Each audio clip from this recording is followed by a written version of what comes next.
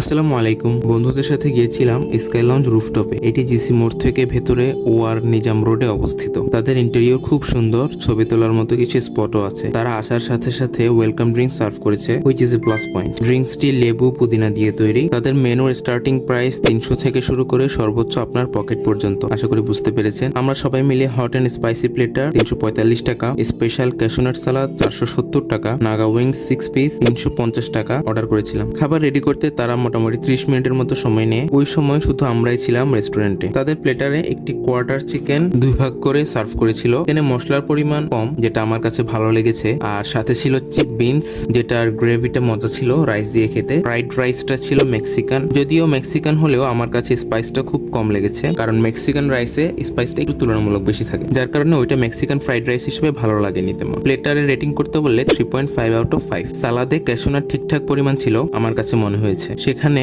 Prawn এবং সালাদ আইটেমও ছিল। সালাদ just fry করার জন্য নিয়েছিলাম আমরা, রেটিং 4 আউট অফ 5। শেষে সবচেয়ে উত্তেজনার খাবার নাগা উইংস, যেটা খেয়ে শেষ করেছি। বাকিটা ইতিহাস। আল্লাহ হাফেজ।